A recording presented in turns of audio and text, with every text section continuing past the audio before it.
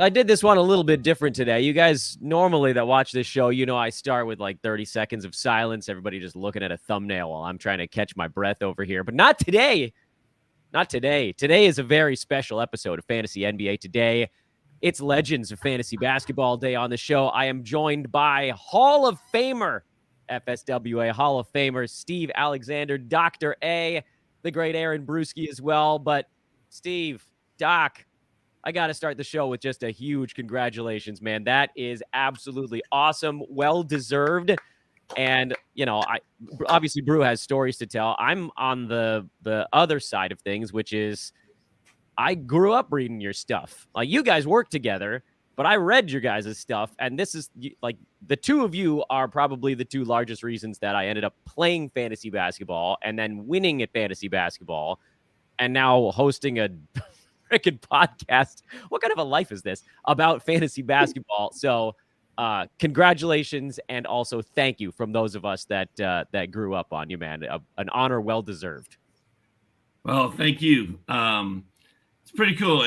The announcement came out last Thursday, right when Kamla and I were in the middle of doing a podcast. And if there's one fantasy basketball pioneer that I think should be in the Hall of Fame, it's Rick Kamla. I mean, he had an NBA basketball fantasy show that was live 5 nights a week on NBA TV at 1:00 in the morning after the games are over, 30 years ago, before Matthew Berry happened, before ESPN ever uttered the word fantasy, before anyone did. And so I always felt like he and I, if I was going to get in, I wanted to go in at the same time with him, or felt like he should be in front of me. So, so the fact that the news came out, I got an email from Andy Behrens. He's like, dude, you're in the Hall of Fame. And I was like, oh my God. And I wanted to start talking about it. Be like, hey guys, I'm in the Hall of Fame, but I didn't want to disrespect Kamla or hurt his feelings or anything. So I didn't say a word about it. I just moved on and waited until it was over, and then kind of just sent the tweet, retweeted the tweet that they sent. But it's been cool because I've done a couple podcasts since then, and it's cool having people congratulate me, give me props. And I mean, it's like I say, any Hall of Fame you get put into, as long as it's not like for being a world famous poop your pants guy or something, he's a pretty good Hall of Fame. Preference of the day. He's alluding to my personal life over the last 2.5 weeks over here. Brew, Dan Vespers. Like, Brew, for you, this is watching your mentor go into the Hall of Fame. That's got to be kind of a cool thing to watch happen. It was great because obviously Steve deserves it, as much as anybody out there, and to see him get his props is exactly what I would want to see. It's a really exclusive Hall of Fame too. I don't know the names off the top of my head, but every time I see the names for that Hall of Fame, it's heavies in the industry who have moved the needle massively. And so, to see Steve get this, it's well deserved, and I think it's kind of overdue. I mean, especially when you consider what Steve just said about Rick Kamla. Fantasy basketball is a huge sport, and back in the day, that wasn't the case. I remember we would get those emails, Steve, that they're like, hey guys, you guys are just crushing it in new ways. And that was always awesome because it used to be kind of a 2-horse race with football and baseball, and then basketball just kind of surged and overtook baseball a little bit. Don't know how that's doing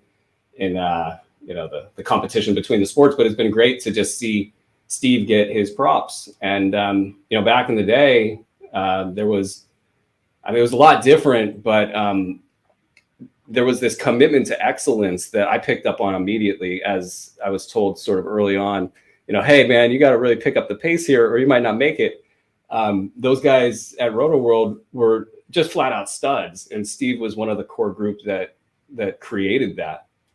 So to see Steve get his props, to me, not only was it great for Steve, but I thought it was great for just sort of this like throwback era of super studs that would be up all night blurbing, like trying to find the blurb faster than anybody else and just trying to make sure that the writing was better than anybody else. Brew, what was it? Brew, what was it like coming in and being taught by the likes of Dr. A? Oh man. First of all, it was humbling. I like, I mean, I did great in writing in school, and like I thought I could write, and then I got in there and I was like, oh my God, I can't write. Like I might not make it. And there was speed requirements. There was, the word count needed to be way less than I was always cranking out these long sentences. And so it was very humbling. And then I realized quickly that, yeah, I did need to improve quite a bit. And then at that point, it was just really about hard work. And we would kind of like fight each other to see who could do which games to blurb and things like that. And it was just great to be in that environment where, everybody was super excited to do the work. And we were young, and we were like animals, dude. I look back at some of the stuff you did and some of the stuff I did, and you more so than me. I mean, I think you probably blew out both your wrists just on daily doses alone, which we would write in the middle of the night, and they had to be ready for the morning. It was an insane endeavor. And you're right, man. The weird thing about trying to write blurbs like we wrote them back then, and it's still true in a lot of places today, is yeah, you know how to write, and yeah, you're kind of a good typist and whatever. But when you combine this marathon, writing 90 blurbs in one night as fast as you freaking can, literally, without making any mistakes and keeping them short and sweet, but conveying a message, it's one of the hardest things there is to do. On the reader side of that end of things, I would, and Roto, I don't know if they still do this on the site, but it would auto refresh every 90 seconds, the feed on Roto World. So I just had a browser window open, and it would refresh every 90 seconds. And whatever you maniacs were doing over there, there'd be like 2 or 3 more blurbs that would pop up. So for those that are not aware, that are maybe watching or newer to the game, the blurb is just the news bite where something happens in fantasy, and then an analysis of what that means for folks that were playing. I found this before anybody else in my league did. These were the days when there could be like one guy in a fantasy league who knew that Roto World existed, and I just could clean the board. Nobody wanted to play with me. Everybody refused to trade with me. It was this whole thing. I had cousins that were bringing me in to help run their team, and they're like, "How are you doing this?" I'm like, I can't tell you, because that's also the idiotic side of this is when one person finds a source that they trust, they don't want to tell anybody else about it because then they lose their advantage. But Steve, I wanted to turn this thing around. What was it like for you watching Brew come in as a young buck who probably thought he had everything figured out, and then getting to crush him for a few months while he figured Well, I don't enjoy crushing people. So But I remember even as Brew figured it out and got really good, he still could not help but write a 7,000 word daily dose. And he fought with me and the other powers that be until he went down with the ship. Like he's collecting emails and data about how people like longer daily doses. And I fought that for a while too, because if you sit down to write what used to be a daily dose, they don't exist anymore, but it was a recap of the night in a column form. And the idea was something that someone can go into. Here we go with the theme of the day again. Somebody can take this into the stall at work and read it in 4 or 5 minutes and get all the info they need to know, and then move on with their life. You're dramatically but didn't we get emails of people who said, yeah, I would take Brew's daily dose into the bathroom for a half hour? That's what I'm saying. You guys are dramatically people would take full sick days. I can tell you definitively, Brew, you were there in like 2008, right? Yeah. So I worked for a minor league baseball team in Visalia that year, and my colleagues knew that when I took my laptop and I left the front office, I was going to read a fantasy article on the toilet, and it was probably this guy's damn thing, because then I was gone for like 45 minutes. Like, I mean, I'm sure he's fine. There's only like one bathroom in a minor league baseball stadium. But I think that's, Brew, is that what eventually became the Bruski Breakdown? Yeah, we had to, I guess, rebrand it because it was too goddamn long. And we fought all the time with that. And I really struggled with this. Like, I'd have people who were like, yeah, man, more, hey, 10,000 is not enough. I need 15. And then, there's a market for both. There's the people that want to get it. It's like, and I just couldn't do it the other way. They tried and I tried. I remember one time I think I tried and I might have mailed that one in, but like. But going back to your original question, like Brucey came in and he was young, he was eager, he really wanted to work with us, and you could tell it right away. You could tell he was good. You could tell he knew his stuff, and he was a good writer and he was a good blurb writer. But like anybody you're training how to do that, it takes a little bit of time to figure it out and to hone it down. And, the first blurb I ever wrote for Roto World was probably like the year 2000 on a Tuesday night. It was a Dirk Nowitzki blurb. And Dirk, I hadn't spoken to anyone on the phone or anyone in person at Roto World. And for those of you who don't know, I was employed like number 9 at Roto World. It was a very tiny independent website in the year 2000 that I started working for. It grew over time. It got bought by NBC. I was there for 20 years. Now I'm with RotoWire, which was actually around before Roto World, and ESPN and a few other things. So we're talking about something that happened a long time ago. But back to my point, Matthew Pouliot emailed me, and we were emailing, and I said, I want to write blurbs for Roto World. He's like, okay. And after a few weeks of this, he's like, okay, Tuesday night, you can write up the Dallas game. I was like, okay, what do I do? He's like, here's a link. Here's a password. Good luck. And I was like, okay. And that was it. That was my training. And so Dirk Nowitzki had like 25 points, 8 rebounds, 6 assists, couple threes, nothing fancy. So I get in and I write this Dirk Nowitzki blurb saying just that. And he's like, he emails me back the next day. He's going through all my blurbs. He emails me back. He's like, why'd you write up Dirk Nowitzki? What made you think that was a good idea? I was like, well, he's Dirk Nowitzki. I mean, people want to read about him. He's on my fantasy team. I want to read about him. He's like, what? Is anyone going to get a blurb that wasn't in the box score? And I was like, nothing. He's like, what stands out about that game from Nowitzki? I go, nothing. He did exactly what he does every single night. He goes, don't blurb those guys. And so, I mean, it's just, and I'm sure I said the same thing to Bruski after his first day. Like, why did you blurb Josh Smith? Well, you know what's crazy? So like I think my first blurb was a Kevin Love blurb. And then I chose to put comedy into it and said that he had love handles. And that was like kind of met with like a groan, like, I don't know about that one. Okay, but then the next one was like a CJ Watson at Golden State in their heyday of being the first pace team out there. And I think I made CJ Watson 3rd string instead of 2nd string in my blurb. And Doc got like 50 emails or something. Like, what? What's going on here? And that's when I was like, oh my God, the power of this place. Like, you make one little mistake in a blurb and 50 emails get generated. Everybody's concerned about the backup point guard at Golden State, for their 12th slot in the roster.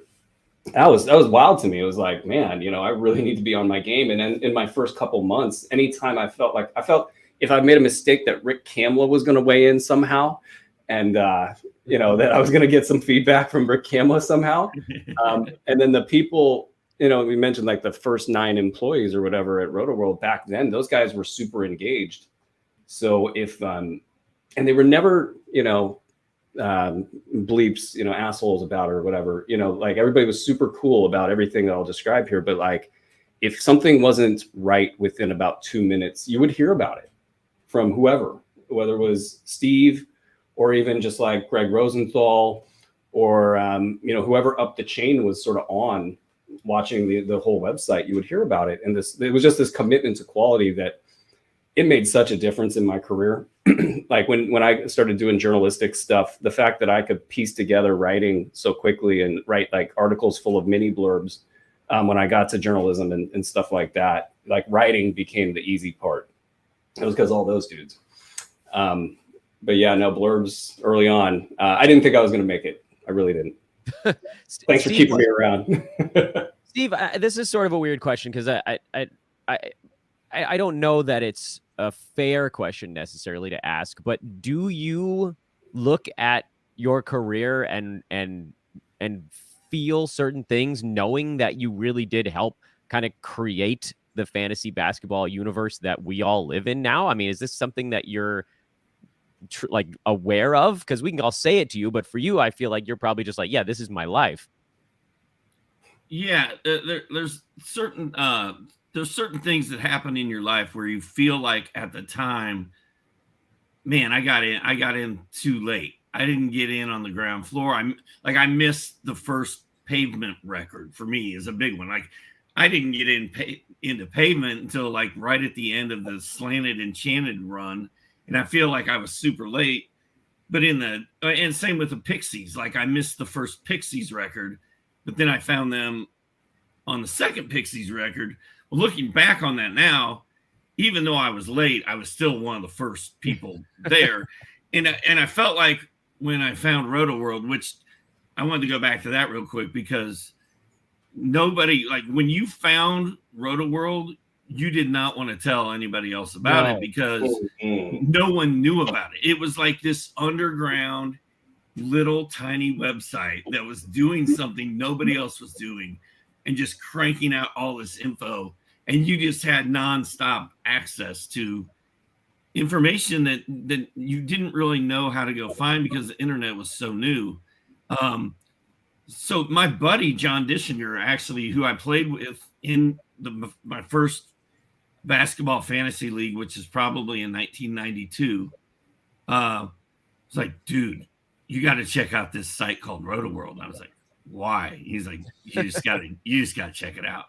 And I checked it out and it was like, oh, it's like, this is insane. And so I just started going there and like, maybe the site refreshed on its own every 90 seconds, but a lot of us would just sit there and hit refresh and, new blurb to pop up all the time. And I don't even know how Matthew Pouliot was doing that, but by himself. But so, yeah, I didn't want to tell anybody about it. So the fact that John Dishinger even told me about it, so I knew it was there, blew me away. And then, Matthew Berry was on the site at that time, and he was the talented Mr. Roto, and he was writing stuff, and he was obviously a good writer, and he was doing a column every week. And I was like, man, I want to be like that guy. So I needed a cool nickname.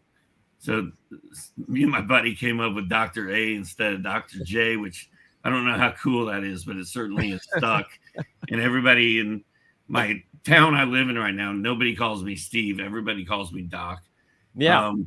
And it just built from there. And but yeah, once I found that website, I did not tell anyone about it. I was like, no, this is mine. These are my guys. But my guys are telling me to draft Eddie Curry, or whatever. But it was just a cool time. And I don't know that I'm that great of a writer. I don't know that I'm that great of a fantasy analyst. I mean, I think I was pretty good back in the day, and I'm still good enough. But it helps being first, it helps being the guy in on the ground floor because I was able to take basketball at a time like Bruski was talking about. Well, guys, there's football and then there's baseball, and they're the big two. You're just a basketball guy, and basketball always got disrespected back then, and to some extent it still does today. Most 50-year-old white guys are like, couldn't pay me to watch that garbage. They don't play defense. Give me Larry Bird and Michael Jordan, or give me death. Yeah, and that's sort of the attitude out there today still, but it's such an international game. And it was cool that I kind of took that personally, like, oh, it's just basketball, huh? Well, my blurbs are going to be better than the baseball blurbs, and my nice job blurbs, taking the Michael Jordan meme there and applying it to fantasy basketball. My blurbs are personally. I'm gonna tailor this thing to the average fantasy basketball player that's out there, and I'm gonna write blurbs that tell him what happened, who to pick up, what the impacts are, like every pertinent tip I can get. Because there's nothing worse than reading a fantasy blurb and having it not tell you what to do by the end of it. So yeah, the actionable side was that so I didn't really. I got into fantasy basketball, I think, in like 2000 or 2001. And so I didn't really know a time where I was like on a website that was giving me information that didn't have something actionable. My introduction to fantasy basketball info on the internet was you and your team. And having that actionable element, was that, you feel, the thing that took fantasy basketball online to where it is now, to like, everybody's got their source. It feels like, I'm sure there's still novices out there. They're probably not watching a fantasy basketball podcast in mid-January, but they're out there someplace. But it feels like everybody has a source now. And back then, not everybody had a source. Yeah, and the basketball blurbs weren't that different from the baseball blurbs or the football blurbs that I was reading. But at times they were. And I was like, I want to make them perfect every single time. And I think that's what Bruski was talking about, the drive that we had to just crank out these perfect blurbs was overwhelming. And to answer your actual question there, Roto World was sort of my first experience reading blurbs on the internet too. So, I mean, that was what I knew as well, because we got in about the same time. There you go. Yeah, it was, I mean, kind of the same experience when I found Roto World. I remember kind of just like driving on a long drive, some random trip, and realizing that in my hand, in the phone, or not even the phone, I think it was on a laptop at the time, there was this instant information that you could almost guarantee to get the pickup on a first come, first served basis league or something like that. It was just wild. And drafting players, that would be kind of first, second, third round values in the 12th round or something, because they were the only ones who knew about them. It was just great. And then on this blurb stuff, I think there's so much to the blurbs being what they were. And I don't know, you mentioned there's a lot of different sources for this stuff out there. That competitive drive that core group had, and then we're talking guys like Greg Rosenthal, Adam Levitan, who does established run, Evan Silva, my God, that guy was a beast. Everybody just wanted to be the best in a way that I don't know that I've seen it since those days. I know we try to emulate it here, but it's such a different world right now with Twitter kind of being what it is. There's just a lot of noise out there, and competing with the noise. I'm always kind of asking myself, are the blurbs the central unit of information anymore, or is it literally just what you're seeing on Twitter these days? Are people just going to Twitter to get that information? But I prefer the old days. I really think that the blurbs, when you get a well-written blurb that's happening in game time, in real time, and that thing hits hard and it gets all the angles right. Like, I don't see that online on Twitter. Well, and at the beginning of Twitter, my line was always like, I think I even had it as my bio on Twitter. I follow 500 people on Twitter and manage getting through all that crap, so you don't have to. And you can come find it all in one feed, where I'm writing it. Because that became the hardest chore of Blurbland, was keeping up with Twitter. Yeah, I mean, it was hard enough to keep up with the RSS feed, which, for those of you who don't know, is like a program that would bring in all of the newspaper articles into one spot. And I kind of, what's a newspaper, Brew? dude, it's this thing that used to exist. But like that I imagine was harder than going to all the different newspaper websites, because that's what was happening right when I got there. And then I think it switched to RSS feed. And then when it switched to Twitter, I mean, I think it was easier back then to follow the 500 people. At least you knew that the 500 people would pop up in your feed. Now there's just all this complication on Twitter to try to figure out what's what. And there's maybe instead of 500 voices, there's 5,000 voices to follow. And it's a total mess to try to keep up with. I still respect the blurb feed as like the most basic, important unit of information out there. But it's just the industry is shifting so much. I don't know if everything takes place online now, or if that's still an opportunity for blurb feeds to stand out. Stuff bangs around in my brain. That's also a funny thing about X/Twitter is Elon's gonna be very happy you called it X on today's show. By the way, Elon, I need a full-time job, bro. But it's funny because I feel like the tweet was modeled after the blurb, because the blurb is supposed to be that long and just here's what happened, here's what you do about it. And the tweet is sort of like mirrored after a blurb, but the blurbs, the fantasy sports blurbs were first. I don't know. Well, you can't really in a tweet be like, this player got, X points on this shooting, and, kind of lay out the stat line.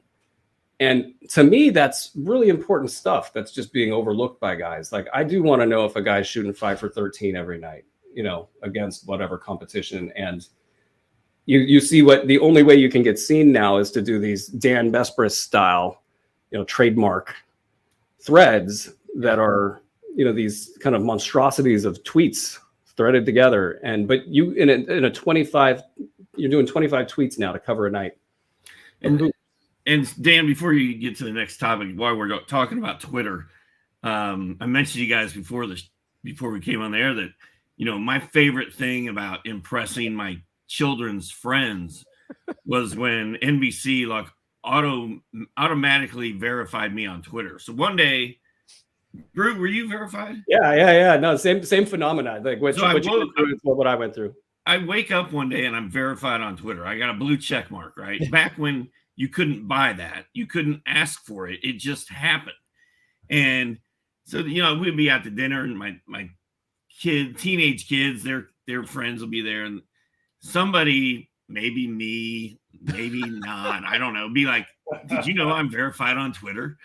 And they're like, no, you're not. No way. Let me look. And they get their phone out, and then I'm following you, dude. This is incredible. You're the only verified person I've ever met. This is amazing. Like, this is a college town, and like the college kids would find out I'm verified on Twitter. Like, who's that old guy at Johnny B's? He's verified on Twitter. And like, it was such a big thing.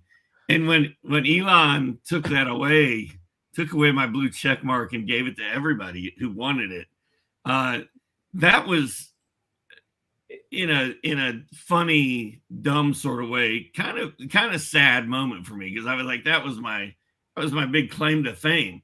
But now I'm like, oh, I'm in the Hall of Fame, bitch.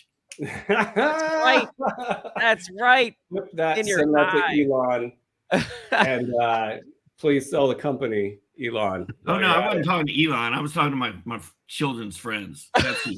Oh yeah. Well, they deserve that. That's who I was calling. The B word. Well, but even like to kind of go on that note, like my wife got a new job once, and so she found out within like 3 weeks that one of her coworkers was this big fantasy basketball guy. And so she kept her last name, and it's completely Bruski and her last name are completely different sides of the universe. So this guy had no idea what he was working with. And so she just kind of needling him and is like, oh, you like fantasy basketball? Oh, you think you're pretty good. Okay. Well, who do you read? And he's like, I read Aaron Bruski at Roto World. And then she just kind of like waits. And then she finally drives, yeah, that's my husband. And it was just pretty wild because like she doesn't care about any of this stuff, and the universe is both so big and so small that a random coworker of hers literally reads this stuff and Roto World was so popular back in the day. And yeah, you're getting a blue check mark. And then I had the same thing. It was at the time, friends and relatives, they would be like, yeah, he's got a blue check mark. And it was just a weird little, D-level celebrity, piece of fame thing that came with the whole experience that, it's really not normal, and I know a lot of articles have been written about you, Steve, it's just like a Forrest Gump type of life, especially when you consider in your shoes, Steve, how many the people in the sports universe you've met in general, but like the bands, the music connections that you've been able to make and the connections in general that you've been able to make. And same over here. Sometimes it's just really, really, the world gets really super shrunk and small.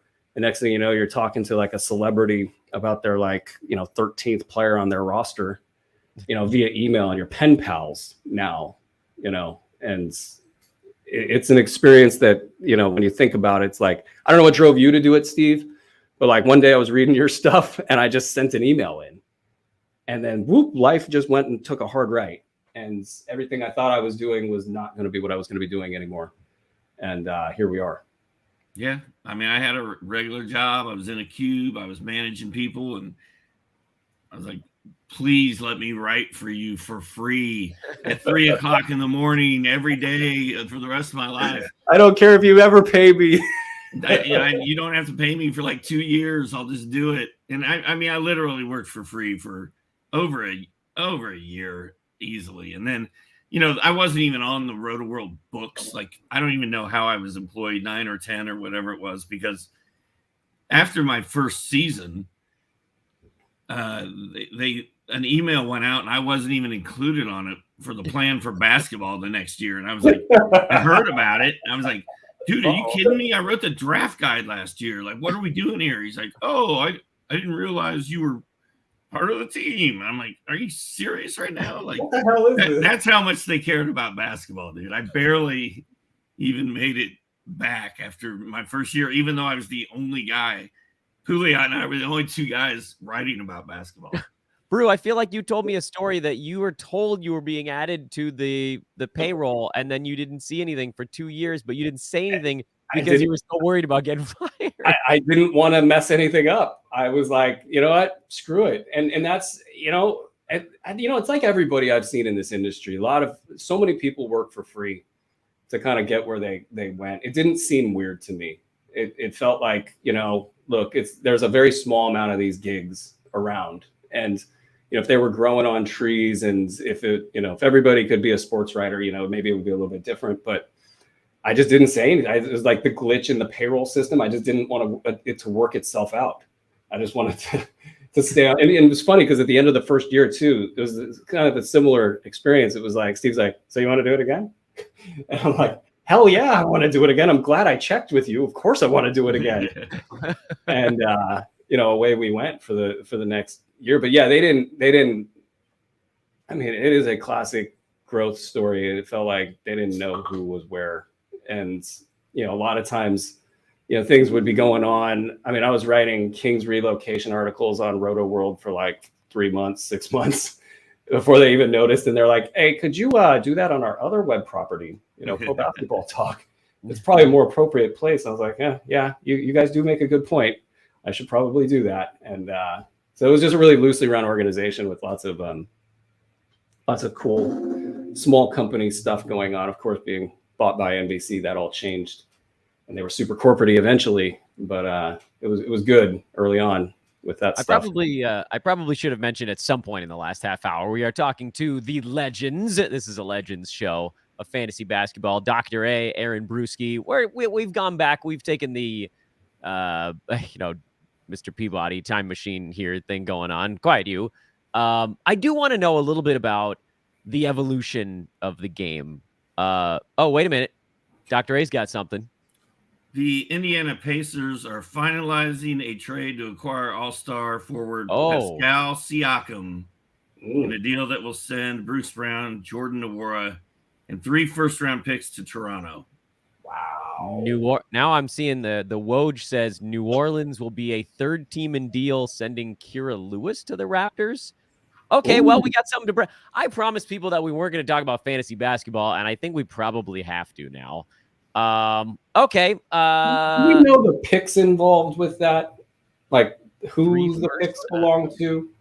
It just says 3 firsts so far. Because that's quite a bit for the right to pay Mr. Siakam a boatload of money. That is a lot. That's a lot of picks.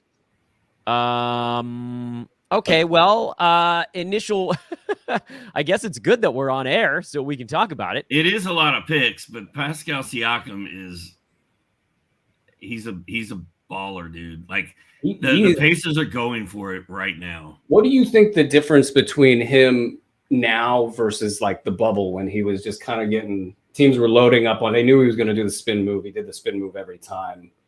What do you think now? Because I see differences, but I'm curious what you think. Well, I think getting OG Anunoby away from him was probably a good thing. Yeah. And now I think getting him out of Toronto and giving him a new start in Indiana is a good thing. I think he's going to absolutely love the Sacramento gift that keeps on giving, known as Tyrese. Careful, Brew. Careful, Brew.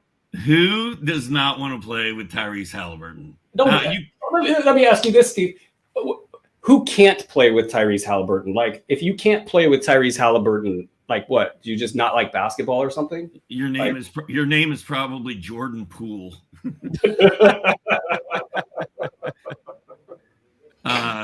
Jordan Poole is the single most hilarious player in the NBA right now. Dude, bringing Siakam to Indiana, man, they are straight up legit now. It is on. Well, they were pretty good without him.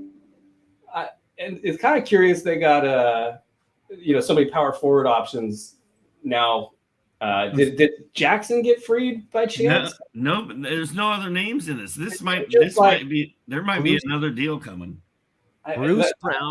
Bruce Brown, Jordan Nwora, and then from a third team, Kira Lewis. The players going back to Toronto. Richard could get rid of Jordan Nwora, his favorite player. They are loaded up at power forward, though. I mean, and small forward. They've got tons of all of them. Like Jarris, they trade him. They can trade Jackson, Jalen Smith. There's lots of guys. And Buddy Hield's still a Pacer. Buddy Hield's still a Pacer. Buddy Hield is still a Pacer. I'm happy for Bruce Brown. I haven't in my deep leagues haven't been able to cut him. I think I cut him once on a super stacked team, but he's been dealing with injuries, and he's just sort of in roto, like an auto, top 75, 100 guy when he's going. And I think in Toronto, that's probably a good landing spot for him. Do you guys think Bruce Brown picks up most of what Pascal leaves behind? Not usage-wise, but minutes-wise?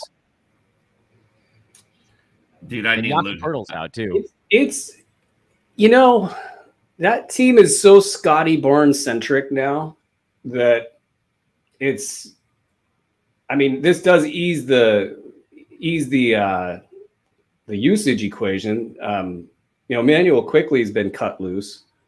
Yeah, now doubly so.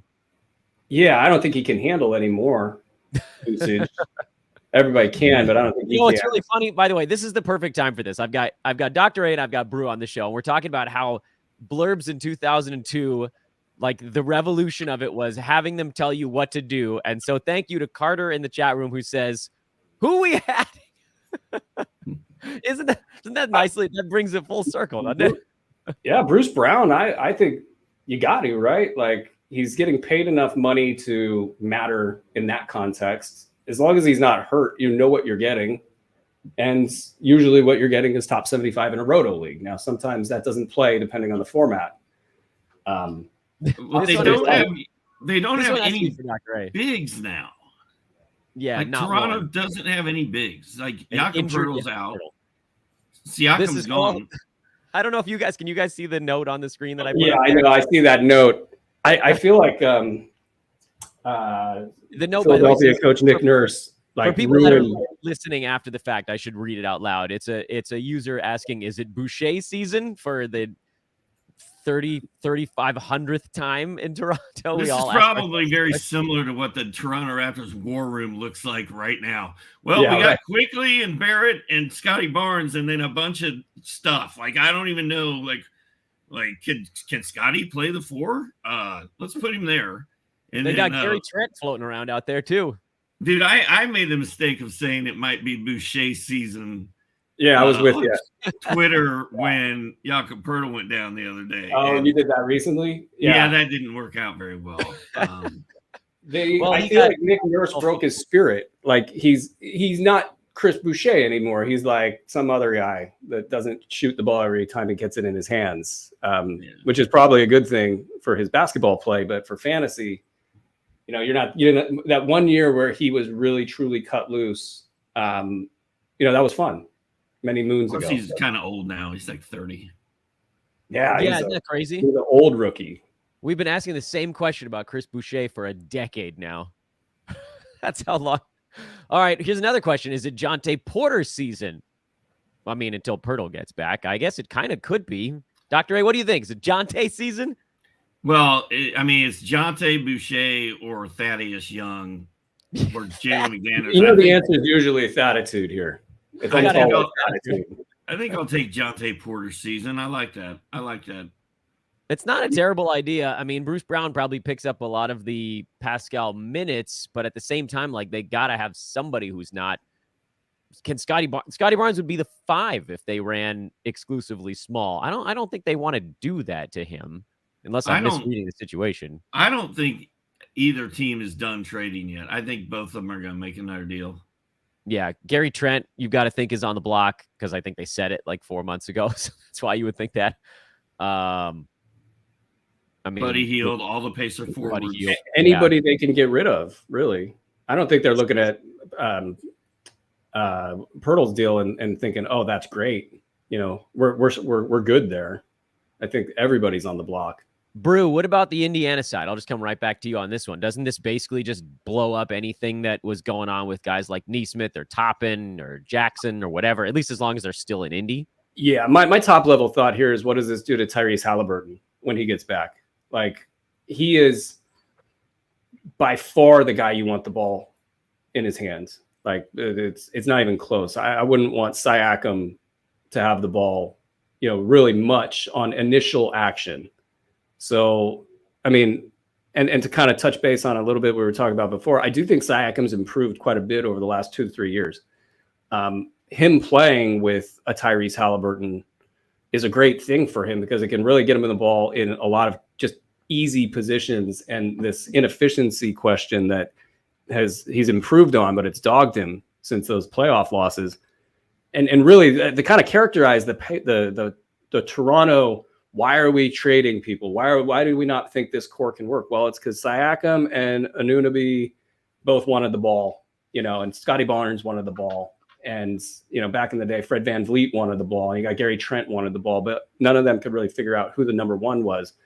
He can come in and get a lot of nice, easy, efficient playing next to Halliburton. But does that happen? Do they say, all right, you guys are more equals?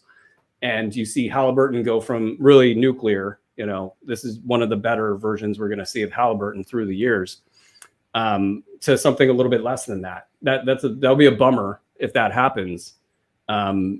But that's my first thought. And then after that, I do think that it's good that you got guys like Buddy Hield. He's kind of like a cockroach that'll just never, ever, get destroyed. If he gets 20 minutes, he's going to hit 3 threes and, have some rebounds and assists and somehow pull together a fantasy line.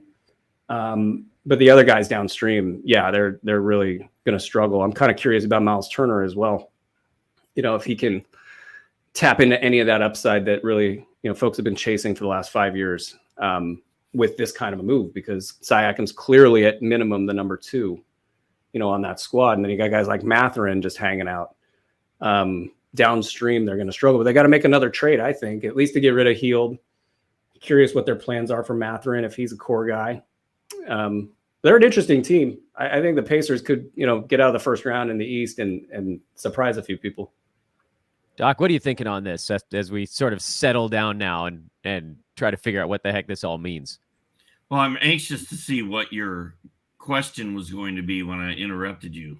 I've actually forgotten what it was. Doesn't matter anymore. But I mean, bye-bye Jalen Smith, bye-bye Obi Toppin, bye-bye Jarris Walker. The core of Halliburton, Siakam, and Turner is pretty awesome. Bruce Brown out of the way frees up Buddy Hield to maybe move back in the starting lineup. It's going to be him or Mathurin. I think I like Mathurin a lot.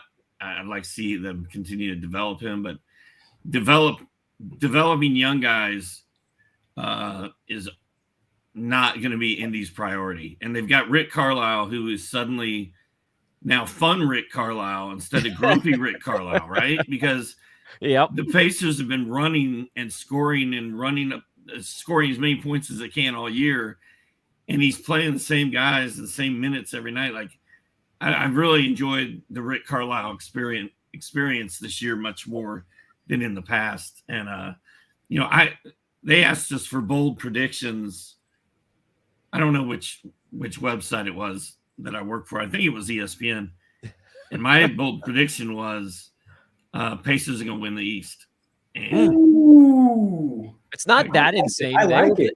They were my biggest over season win total bet this year, which I lost when my computer exploded in mid-August. But you knew they were going for it this season, right? Before the Celtics are better. I mean, the Celtics are better. The Bucks and Sixers, yada yada yada. But I mean, the Pacers are not that far off. And they're fun as hell. The interesting part and why Rick's probably so happy over there is because Halliburton went from, I watched him super close in Sacramento. He did everything the right way. And you could throw like a Jaylen Brown or Jason Tatum or whoever kind of super athletic, rangy defender on him. It would really shut him down. Like, he didn't have the strength and he didn't have the quicks to get around those kinds of guys. And this year, it's kind of like he does. He has the length to kind of get around with a scoop shot if he wants to go all the way to the cup. And then he has his sidestep three, which is really his kind of secret weapon. And he can fire that off at a high efficiency. So he has really left to right, north, south. He has all the directions covered now with the same IQ that's just expanding as he goes. So the idea that those guys could put it together and you add a Pascal Siakam to the mix. Yeah, I think, I wouldn't put them up against those guys and say they're going to win, but yeah, that's a good bold prediction. I didn't know you made that one. That takes some cojones after they 34 wins or whatever the year before. They asked for bold. I gave them bold. That makes me think of that old Doritos campaign where it asks, do you guys remember that commercial where it asked if you were bold and daring? I think this was like an early 2000s thing. Follow up for both of you guys. Doc, I'll start with you on this one. You said you don't think they're done. I think we probably all agree on that because Toronto is mid teardown at this point. Pacers still have all these young guys that you already mentioned, guys like Mathurin, Jarris Walker. They still have contracts they can move. Is there any way for us to game plan on the fantasy side for someone else that might get moved? Like, is there someone that's close in the pecking order in Toronto, more so than Indiana? Because they're gonna be a sort of thin the herd, trade pieces to get bigger names kind of team. Toronto feels like the one where, look, if more guys keep getting moved out of the way, at some point, someone besides Emmanuel Quickley, RJ Barrett, and Scotty Barnes will probably have to do something. Is there any way for us to know who that could be? I mean, I think Jalen McDaniels and Jonte Porter are the two guys that stick out to me that, like, hey, we need you guys to step up right now and start playing. What's interesting about that is I think this Toronto team is going to start winning. Like, they've been waiting for these trades all year, and I thought it would be actually a lot worse than it was because it's just stale. Like the stars are on their way out, and everybody's just waiting for that stench, of inevitability to sort of leave the room. Insert IQ, who has really, the Knicks just screwed that up every which way they could. Tom Thibodeau screws it up almost all the time. he and RJ Barrett are getting cut loose. They're going to play free and happy. And you got Scotty Barnes, who's had a great year, and he can kind of get some shine now. And a lot of the questions of who's getting the ball there kind of now land right on his lap. So the roles are all nice and fit. And the coach, man, he really won me over with that speech the other day. Oh my gosh, that's one of my favorite things I've ever seen. I was like, I need to play this every morning when I wake up. Why do we play the games? So awesome. It was amazing. And then Mike Brown follows it up with the laptop at the presser the next night. It's been a great week. That was a Pat Beverly move. You got to get a prop involved or it doesn't count. I mean, that was such a perfect meme that it's too perfect. It's like, it's so perfect you can't even use it. But I think that so if they're winning, to kind of tie that point back up, like Jalen McDaniels, I had him on the radar as, like a 30 deep league, kind of guy that he'd shown well in Charlotte and has a good enough stat set to where it's like, hey, this guy, he's good stat set, landing in a new place. Maybe they could have used him more in Philly. This guy could get cut loose, but if they're winning, I wonder if they play those guys, because they didn't really play him this year. I mean, Jalen McDaniels has been getting 6 minutes, and it's been kind of a question of like, why? He's much better than a 6-minute player. So they might just start clicking, and a Bruce Brown to kind of really tie it in. This guy is perfect for any situation. You drop him into any situation, and he'll just be a connector, and he'll get his stats. They'll be sporadically, thrown around the box score from night to night. They might be complete, minus the fact that they are waiting on Pirtle, to be the size underneath. So they might sit that out and just sit with this squad and see what they can get going forward. I think Indy for sure, though. Jarace Walker, I haven't seen too much of him, but he's never not made me think, hey, this guy could be something. And so you're sitting on that behind Pascal Siakam, who you just grabbed 3 first-round draft picks and tossed him, the other direction for it. That guy's not needed anymore. So are they going to do what they did with Isaiah Jackson, which is kind of like ruin his value and sit on him?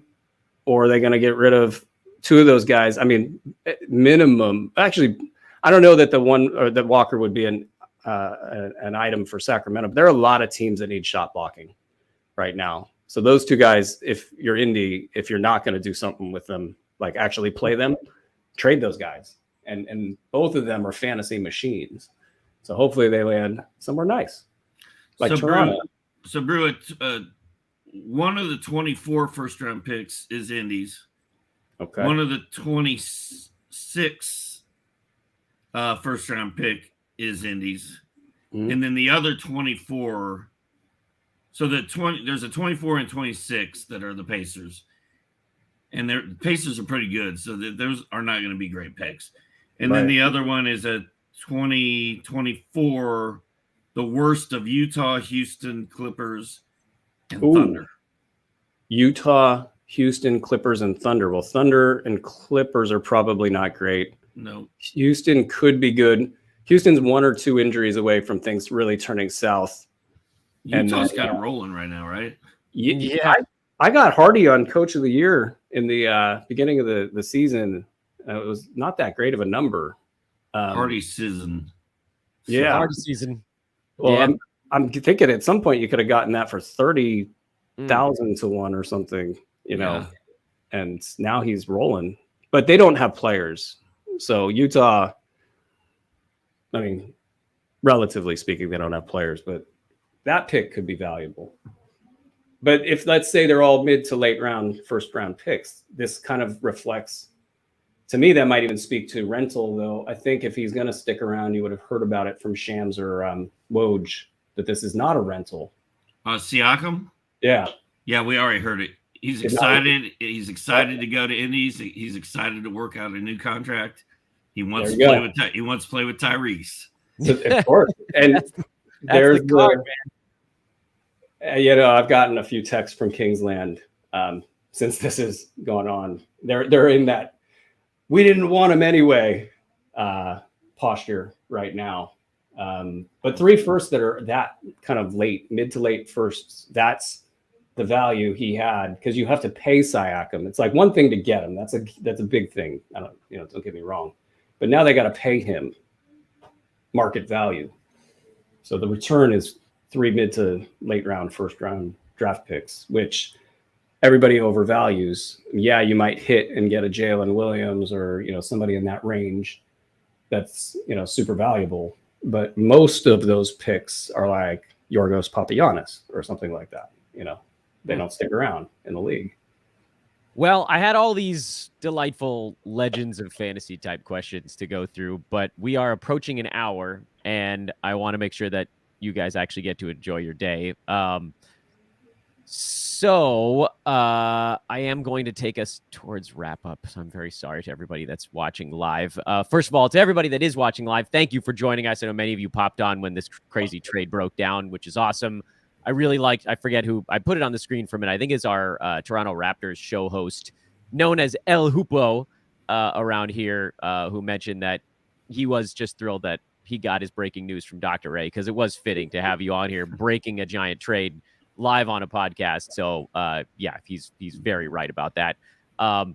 Let's do this again is what I'm also going to say. Before I do that, please do check out manscaped.com. Many of you have seen that my face is slightly less hairy today. It is thanks to the good folks at manscaped.com. Use promo code ETHOS20 over there to get 20% off and free shipping on your order. Steve, one more time. I called you by your actual name. It felt weird, but I did it anyway. Congratulations on being a member of the FSWA Hall of Fame. Again, well-deserved. I'm so glad that I got a chance to wish it to you here on the podcast, because coming from me, still like a little bit starstruck, even though we've done a bunch of things together. You're the guy that got so many of us into this universe. So again, massive congratulations, and thank you for hanging out for way longer than I intended on keeping you here. You're the man. What can I say? We can do another hour. I'm good. No, I'm just kidding. But yeah, thanks for having me on, guys. And Bruski, Aaron, it's we go way back. It's got a little rocky there. It got a little weird with you transitioning into your new gig, and I was still at NBC. I totally get it, man. I'm on the other side of it now, and so I'm just glad that we're still buddies and still able to I think we have a lot of knowledge and a lot of history, and it's cool that we can get together and share it. Yeah. In person soon, sir. Maybe. First time. First time for everything. Yeah, I'll hop on a plane. Let's do it. Have you guys never actually been in the same place at the same time? Same as us, Dano. Oh my God. This trio's never seen each other in person. That's ridiculous. So unfortunately, before I bid farewell to everyone, I do have one piece of bad news to bring, and this is legitimately bad news, but I know many folks that are either watching or following on Twitter or whatever knew that the Warriors-Jazz game tonight was postponed due to Warriors assistant coach, and I apologize because I'm probably going to get his name wrong. I believe it's Dejan Milojevic. He has passed away. That is now being reported, that the Warriors assistant coach has passed away. So we send all of our best wishes to everyone around the Warriors organization, around the Milojevic family. He was, I believe, just 46 or 47 years old, a huge tragedy occurring in the NBA this morning. And I hate to have to end a show on a sad note, but wanted to make sure that we got that information out there as well. So bad news out of the Warriors and in Salt Lake City. But thank you again, gentlemen. It's been an amazing hour, a trade going down. It's like doing a trade deadline show here today. For Dr. A and Aaron Bruski, I am Dan Vespers. Thanks for watching Legends of Fantasy Basketball, a show type that I hope I can recycle here in the not too distant future. Follow everybody on social media. Folks that are watching, you can see their handles on the screen. Dr. A is DOCKTORA on Twitter, at Aaron Bruski, at Dan Vespers. This is a Sports Ethos presentation. We'll see you guys somewhere. See you when we see you. So long, everybody.